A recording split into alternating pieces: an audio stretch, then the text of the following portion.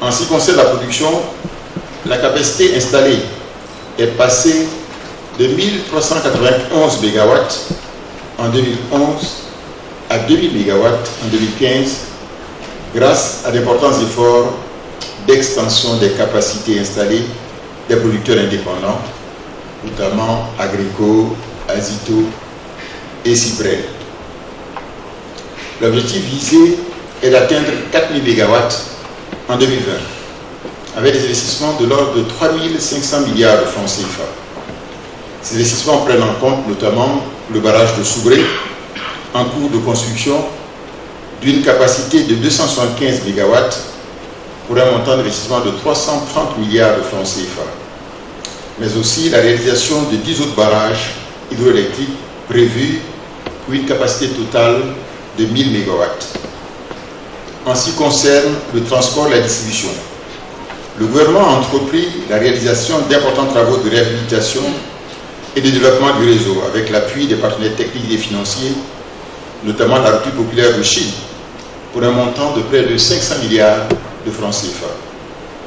Au niveau de l'accès à l'électricité, le gouvernement a entrepris la mise en œuvre du programme PRONER, c'est-à-dire le programme national d'électrification rurale, adopté en Conseil des ministres du 2 juillet 2013 à Korogo.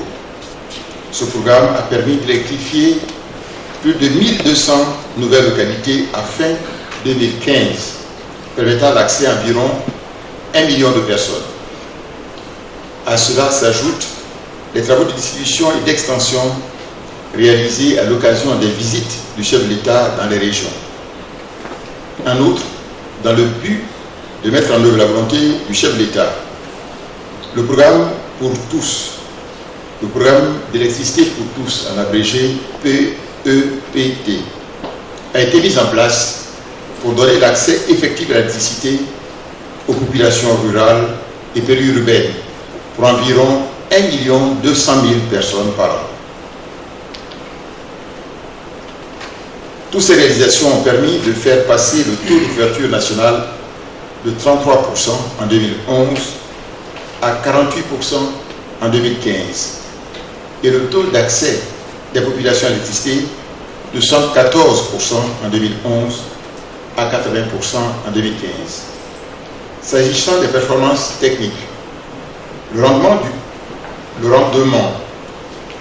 après une décennie de stagnation est passé de 111% en 2011 à 119% en 2015, résultant de la réduction des pertes techniques et de la fraude.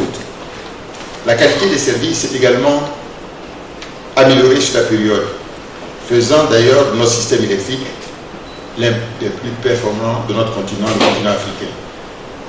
La Côte d'Ivoire fournit déjà de l'électricité au Ghana, au Mali, au Burkina Faso, au Bénin, au Togo et au Libéria, puis à terme à la Sierra Leone et à la Guinée, renforçant ainsi sa position de hub énergétique dans la région ouest africaine, conformément d'ailleurs à la vision du président de la République. Au plan financier, les mesures prises par le gouvernement ont permis de résorber en partie le déficit du secteur pour le faire passer de 107 milliards de francs CFA en 2011 à 44 milliards de francs CFA en 2012. Ce solde est passé à 39 milliards de francs CFA en 2015, en dépit d'ailleurs du renchérissement des coûts liés à la hausse du dollar. L'équilibre financier devait être atteint fin 2017. S'agissant des tarifs d'électricité, en vue de permettre au secteur de l'électricité d'atteindre son équilibre et de poursuivre son développement, une mesure d'ajustement tarifaire a été autorisée par le gouvernement au Conseil des ministres du 24 juin 2015. Les abonnés au tarif social, représentant, il faut le souligner, 40% des abonnés, n'étaient pas concernés par cette mesure d'augmentation tarifaire. Les autres abonnés devraient connaître des ajustements tarifaires en 3 phases. Premièrement, une augmentation de 10% à compter du 1er juillet 2015. Deuxièmement, une augmentation de 5% à compter du 1er juillet 2016. Et enfin, 5% à compter du 1er janvier 2017. Cette dernière phase ne concernant que les abonnés industriels. Il est bon de souligner qu'en dépit de ces ajustements projetés, le tarif de vente de l'électricité en Côte d'Ivoire devrait demeurer, et est d'ailleurs, l'un des plus bas de la région, avec un niveau de qualité envié en Afrique. Cependant, lors de la mise en œuvre de cette mesure, il a été constaté que certains abonnés ont été impactés au-delà des taux de 10% décidés en juillet 2015 et de 5% en janvier 2016. Donc les taux qui avaient été autorisés par le gouvernement. Le président de la République, son Excellence M. Alassane Ouattara, soucieux du bien-être de ses concitoyens et très à l'écoute de leurs préoccupations, a décidé les mesures d'actions suivantes. L'annulation pure et simple de la hausse tarifaire de 5% de janvier 2016 pour tous les abonnés. Je répète, l'annulation pure et simple de la hausse tarifaire de 5% de janvier 2016 pour tous les abonnés. Deuxièmement, le retour aux anciennes plages horaires pour les abonnés industriels à compter de janvier 2016. Troisièmement, le remboursement des montants payés au-delà des 10% autorisés en juillet 2015, après bien sûr l'annulation de la hausse de 5% de janvier 2016. Le président de la République instruit le gouvernement de mettre en œuvre de façon diligente ces mesures arrêtées. Après plusieurs rencontres interministérielles, les dispositions prises à cet effet sont les suivantes. En ce qui concerne les abonnés basse tension, domestiques et professionnels, annulation de la hausse tarifaire de 5% de janvier 2016 pour tous les abonnés. Sur la période de juillet 2015 à mars 2016, remboursement des montants payés au-delà des 10% autorisés. C'est important, je le répète. Sur la période de juillet 2015 à mars 2016, remboursement des montants payés au-delà des 10% autorisés. En ce qui concerne les abonnés en moyenne et haute tension, c'est-à-dire les clients industriels, remboursement des paiements effectués au titre des changements des plages horaires à compter de janvier 2016. Deuxièmement, sur la période de janvier à mars 2016, remboursement des paiements effectués au-delà de l'augmentation de 10% autorisée. Par ailleurs, il est prévu l'adoption d'une nouvelle grille tarifaire permettant d'appliquer intégralement les instructions du chef de l'État. En ce qui concerne les modalités de remboursement, le concessionnaire du service public de l'électricité, à savoir la CIE, a été instruit à l'effet d'informer largement les populations sur les modalités pratiques de remboursement à compter de ce jour. Les montants des avoirs seront communiqués aux intéressés à partir du lundi 23 mai 2016, afin de continuer à garantir la fourniture de l'énergie de qualité à des coûts raisonnables. Le gouvernement poursuivra ses efforts d'amélioration de la situation du secteur de l'électricité. Pour ce faire, les mesures suivantes sont également mises en œuvre. Premièrement, renforcement rapide des capacités de production d'électricité pour passer des 2000 MW actuellement aux 4000 MW en 2020. Deuxièmement, amélioration du mix énergétique, notamment pour le développement de l'énergie hydroélectrique et les énergies renouvelables, biomasse et solaire notamment. Renforcement et intensification de la lutte contre la fraude et amélioration des rendements techniques.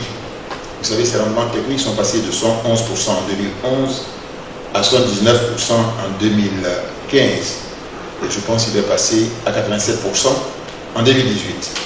Mise en place d'un programme d'économie d'énergie. C'est important de le souligner. Mise en place d'un programme d'économie d'énergie, tant pour l'administration, l'éclairage public que pour les ménages. Voici de manière succincte l'essentiel des mesures prises par le président de la République et mises en œuvre par le gouvernement. Je vous remercie de votre attention. Un remboursement en espèces sonnantes et trébuchantes, ou est-ce que c'est un avoir sur les factures prochaines à venir? Première question. Et la seconde question, elle concerne ce cafouillage qu'il y a eu au niveau de l'application des tarifs. À qui en attribuez-vous la faute? Est-ce que c'est le concessionnaire qui a mal appliqué les directives que vous avez indiquées? Est-ce que c'est les ministères de tutelle qui ont mal appliqué ces projections et qui ont entraîné les surfacturations qu'on a pu connaître? D'où vient la faute originaire? Les populations se disent, si toute la population payait l'électricité comme il se devait, le déficit dont vous parlez pourrait être revu à la baisse. Je prends un exemple. Pourquoi les agents de la CIE, eux, ne payent pratiquement pas l'électricité, consomment plus? Est-ce que ce n'est pas la population qui paye à leur place? C'est un peu une de leurs remarques. Et puis deuxièmement, on parle sur la facture, il y a ce qu'on appelle les primes fixes, qui varient d'une facture à une autre. On souhaiterait comprendre pourquoi la facture varie ou les primes fixes varient d'une facture à une autre. C'est-à-dire, pour la même personne, ce mois-ci, vous avez peut-être 2000 francs, on vous parle de charges contre la consommation rurale. Le mois prochain, vous avez 4000 francs, ainsi de suite. J'ai deux préoccupations. La première concerne le déficit. J'avais dit que, dans vos propos liminaires, que l'objectif de l'augmentation, c'était de mettre fin au déficit en 2017. Alors là, vous avez pris de nouvelles mesures, annulant l'augmentation. Quelle sera donc la situation? Est-ce que cette mesure ne sera pas défavorable à la qualité et à la distribution de l'électricité? Deuxième préoccupation, c'est la mesure prise par le président de la République à l'issue de la grève populaire. Le président a annoncé la libéralisation du secteur. Vous n'en avez pas parlé. À quel niveau on est actuellement? Est-ce que le travail a déjà commencé? Et on a écouté un leader politique qui a dit que le contrat qui lie l'État de Côte d'Ivoire à la CIE rend cette libéralisation inopérante. Quel commentaire? Les modalités pratiques vont être vues. Il y a par exemple des gens qui paient les éléments de manière électronique. 40%, je crois, des abonnés le font comme ça. C'est encore plus facile de le faire. D'autres vont au guichet pour payer en espèces. Il faut pouvoir leur communiquer déjà ce qu'ils auront à payer. Et je crois que la CIE, bon, son porteur va le dire, pourra donc corriger les factures en tenant compte de leur avoir. Parce que la situation est différente. Disons que il y a certains qui ont déjà reçu des factures, d'autres n'ont pas encore reçu. C'est pourquoi on a donné ce délai-là du 23 mai pour les discussions pratiques à faire. Ce qui est certain, c'est qu'au-delà des 10% qu'on a indiqué, il doit avoir un remboursement sous forme d'avoir essentiellement. C'est ça, les modalités pratiques. Donc de paiement. Cafouillage qui a pris la faute. J'ai parlé tout à l'heure des avancées importantes qui ont été faites dans le secteur de l'énergie. Est-ce que vous avez demandé, mais qui a fait cette merveille en Côte d'Ivoire? Non. C'est toujours le train qui arrive en retard quand on part. Il suffit que regarde, je le dis. Quand les choses reviennent, on n'en parle pas. Je tiens à le souligner, et je l'ai dit dans mon introduction liminaire, ce qui est important, c'est que la Côte d'Ivoire est parmi les pays en Afrique. Je pense, je ne sais pas s'ils ont projeté tout à l'heure, les coûts, même moyens, même avec cette augmentation, la Côte d'Ivoire est parmi les pays où l'électricité est le moins cher. À la fois dans la sous-région, et même comparé à un certain nombre de pays développés. J'ai demandé d'ailleurs que cette projection soit faite. Donc, je pense qu'il y a eu un problème, c'est là donc réglé. Ce n'est pas ça le vrai problème. À qui la faute? Cette balle de ping-pong, je pense qu'elle n'est pas fondamentale. Alors, le coût de l'électricité, la vie chère.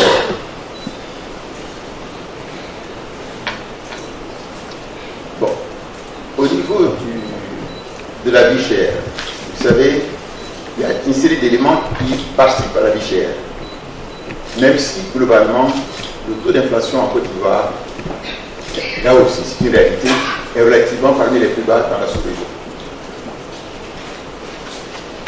Mais, comme je l'ai indiqué tantôt, le président de la République est sensible à ces questions et le gouvernement est instruit de travailler.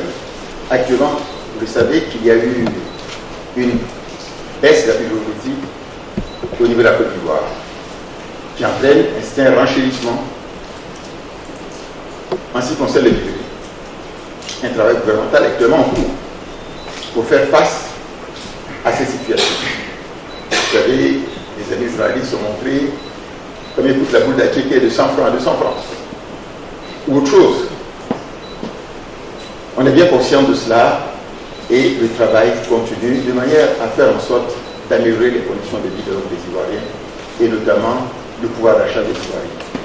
Je voudrais quand même noter, et c'est important quand même de le souligner, que le taux de pauvreté en Côte d'Ivoire a baissé fortement des 51%.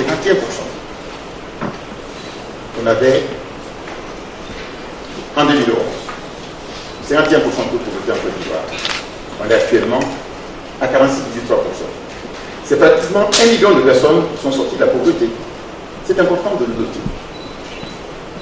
Quand les choses sont bonnes, comme le tien qui arrive à l'heure, on n'en parle pas. Dès qu'il y a un problème, on se cogne le pied quelque part, oui, c'est la catastrophe nationale. Non, ce pays avance. Et il avance résolument vers l'émergence en 2020. Les agents de la CUE ne payent pas leur, ou bien payent, ils payent, je crois, mais ils payent à des coûts faibles par rapport aux autres.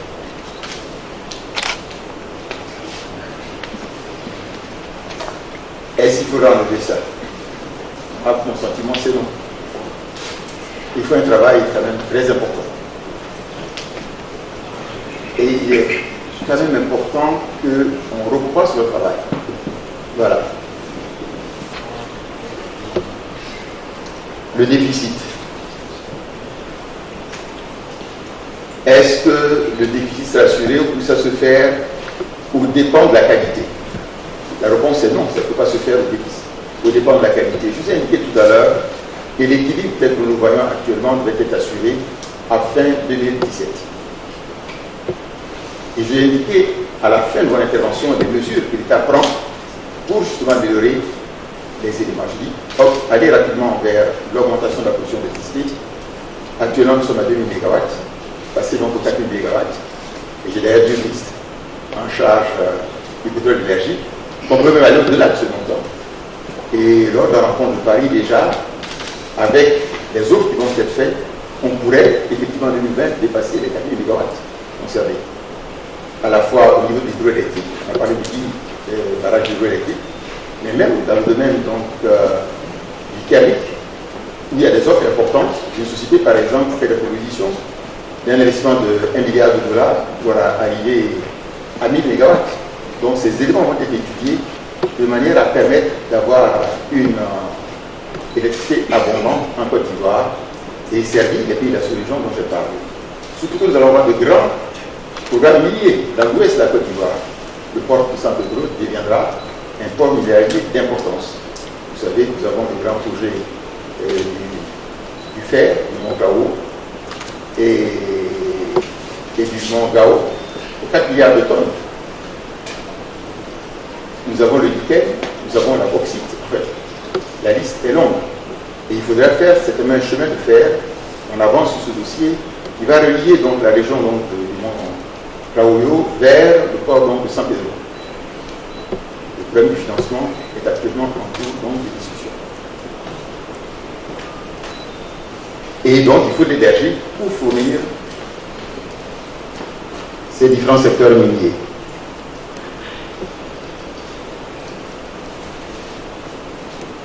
Donc l'équilibre probablement sera donc atteint après 2017. La libéralisation du secteur de l'électricité. Il y a déjà un texte de loi qui a déjà été pris par le gouvernement. Je dis, il y a un texte de loi qui est déjà, il y a un projet de loi qui a été pris par le gouvernement, qui a été envoyé à l'Assemblée nationale. Il y a un texte dans ce domaine consacrant la libéralisation de tous les secteurs, à la fois la production, le transport et la distribution.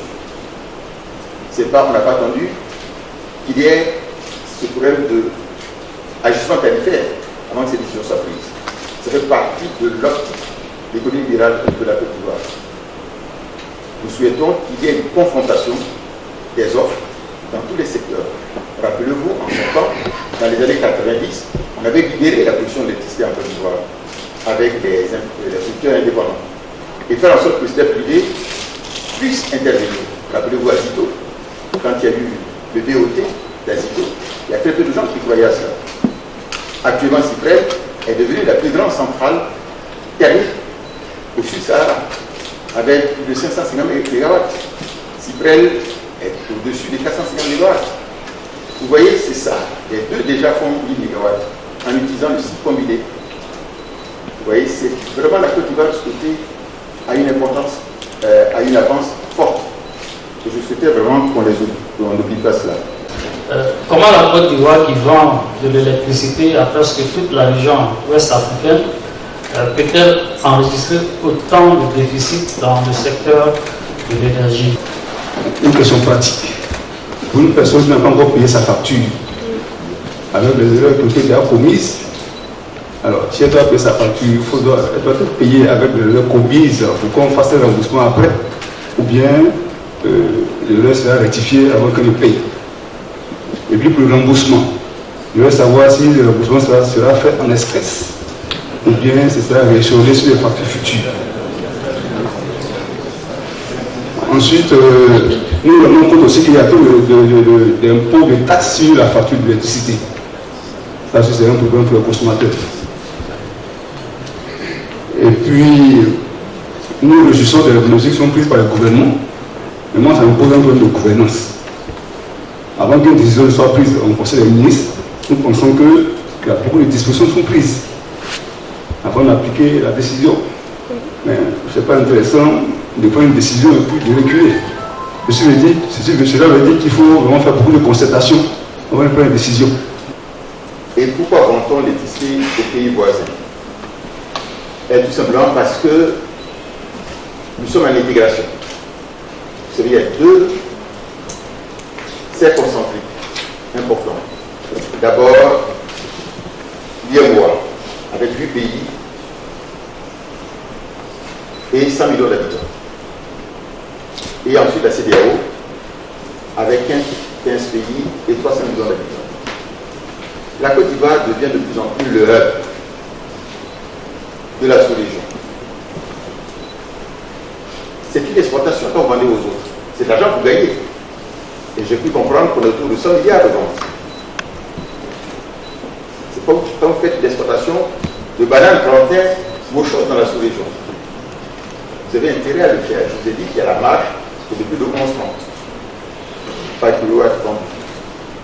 En réalité, les simulations qui avaient été faites nous montrent aussi qu'on est à 105 francs ici, on est à 88 francs dans les pays donc, auxquels on vend l'électricité. Alors, je crois que la question du mode de remboursement, je crois qu'on en a parlé tout à l'heure, c'est à valoir en fait sur les prochaines factures. Voilà. Mais nos amis qui sont là pour donner des modalités pratiques. Je vous ai déjà dit que le 23 mai, la CIE va faire une intervention pour indiquer pour chaque type de facture comment ça se fait. Le délai maximum ne peut pas dépasser 3 mois. 3 mois, tout est réglé. Et la plupart vont être faits sur un mois. La prochaine facture. La libéralisation, à partir de quand? Vous êtes tellement pressé, plus pressé que nous. Demain, vous avez dit que vous avez été plutôt pressé, vous avez... La libéralisation est un élément important de concurrence et de qualité des prestations. Mais il faut prendre le temps d'étudier en fonction des engagements antérieurs, mais en fonction aussi des offres qui vont être faites des sociétés qui sont intéressées par cette libéralisation.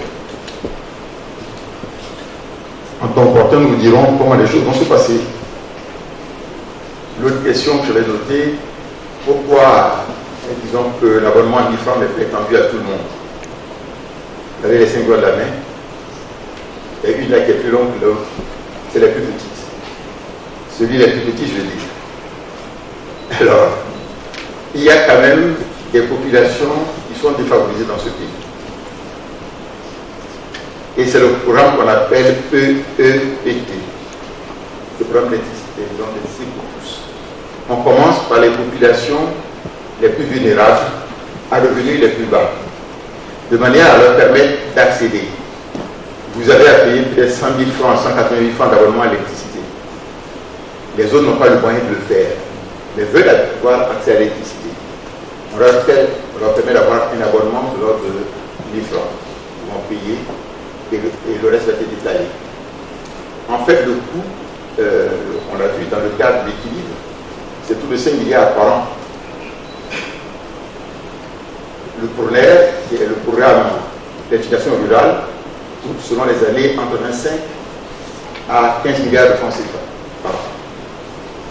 Le président de la République a estimé qu'il faut permettre aux Ivoiriens d'avoir l'accès à l'électricité. Et ces deux mesures phares doivent permettre aux Ivoiriens d'avoir l'accès à l'électricité et augmenter le nombre de populations qui ont accès à l'électricité en Côte d'Ivoire. Et c'est pour ça qu'il faut aller très vite vers les 4000 MW, de manière à ce que d'ici 2020, tous les Ivoiriens puissent avoir l'accès à l'électricité. C'est ça l'élément fondamental que recherche le président de la République. Le rapprochement que les populations font généralement avec les périodes de ville lumière. On a l'impression au niveau des populations que généralement ces opérations-là, à leur suite, on a une flambée des factures au niveau de la compagnie. Donc si on peut éclairer sur ce rapprochement qui est fait. Et deuxième chose que j'ai noté, c'est il y a un déficit certain à gagner justement qui sera occasionné par justement cette revue de la situation au niveau de la CIE. Est-ce qu'on ne va pas reverser ça dans un autre secteur? Est-ce qu'on ne va pas avoir une flambée un peu silencieuse dans un autre secteur? Voilà. Avec la CIE, quand il s'agit de régler les factures, il arrive que les factures soient élevées. À titre d'exemple, un abonné qui paye actuellement 20 000, lorsqu'il se retrouve avec une facture de 80 000, on lui dit de payer avant de négocier. Je voudrais savoir, ça aussi sont des questions qui fâchent et généralement qui remontent la population contre la CIE systématiquement. Qu'est-ce qui est fait pour que ce genre de situation n'arrive pas? On sait que l'on ne peut pas payer une facture de 80 000 et supporter les autres charges domestiques ou bien les charges de sa maison. Qu'est-ce qui est fait pour régler ce genre de situation? Je ne sais pas si on vous a montré la coupe des saisonnalités. Vous allez voir que c'est en janvier, décembre, janvier, février, mars, que les gens consomment davantage de courant. Pourquoi? Parce qu'il fait chaud. Et que l'Ivoirien aime bien être au frais. Mais c'est comprendre la plus d'électricité. Actuellement, il y a l'effet à la fois prix, aussi à l'effet volume. Parce que quand vous parlez, même si on maintient, on a dit qu'on annule l'augmentation. Que vous mettez à dire, écoutez, je mets mon privatiseur du matin au soir, je vais payer davantage. On va dire que c'est l'État. Parce que vous devez consommer davantage. Est-ce que vous voyez, au même prix? C'est l'effet volume. Et la saisonnalité est importante. C'est cette période là-bas où les Ivoiriens consomment davantage d'électricité.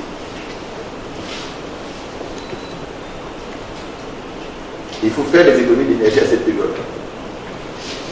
Et il est un peu chaud.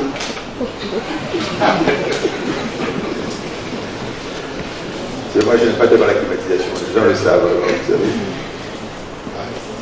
Est-ce qu'on va remonter sur nos secteurs le déficit du secteur électricité? C'est ça le sens de votre question. La réponse c'est non.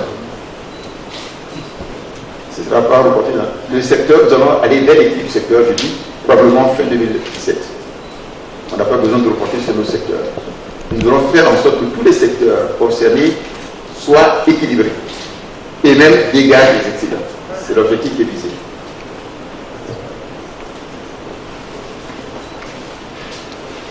Alors, j'ai indiqué votre facture était de 20 000 francs, passée à 80 000 francs. Vous voulez négocier avec la CIE, elle est intransigeante.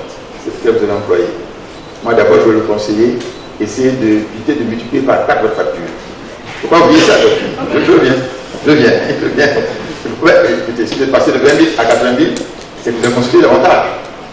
Il faut éviter, il faut quand même contrôler, il faut regarder. Vous savez, ayez un cahier pour suivre votre consommation. Vous avez à l'entrée votre compteur. Moi, je l'ai fait. Et j'ai demandé de le faire, même maintenant. Je tiens la consommation, j'ai un cahier, jour par jour, pour voir un peu combien on consomme. C'est kilowattheure. Faites-le, vous allez voir. Vous serez moins surpris à la fin du mois. C'est par divers, c'est tous les devoirs pour payer.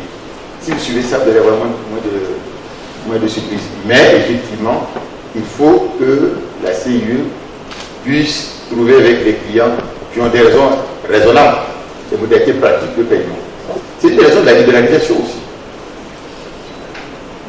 Parce que si avec l'un ça ne marche pas, vous pouvez aller avec l'autre. Mais si vous n'allez pas, vous ne payez pas non plus aussi, Vous allez faire le tour, peut-être des 3 ou 4, et puis après, bon, vous n'avez plus personne vers qui vous tournez. Il faut apprendre à mieux gérer sa facture d'électricité. Je pense que c'était la dernière question. Je voudrais vraiment remercier les ministres ici présents, qui sont tout au long de la table, remercier leurs collaborateurs ici présents, remercier nos amis journalistes qui sont venus nombreux, qui ont posé des questions de qualité. Je dis que le secteur électrique est un secteur important pour l'économie ivoirienne. Aucune économie moderne ne peut tourner sans électricité. Et l'énergie électrique en Côte d'Ivoire est parmi les meilleures. Je crois que le temps de coupure est passé de 50 heures à combien? 35, non? Vous êtes à combien? 40. Bon, c'est l'objectif qui est 35. Voilà. On est passé donc de 50 heures. Vous avez dit 40. 40. Donc il y a une baisse. Oui. Ah, vous souhaitez que ce soit pas moi? Non, vous êtes étonné, vous avez raison. Oui.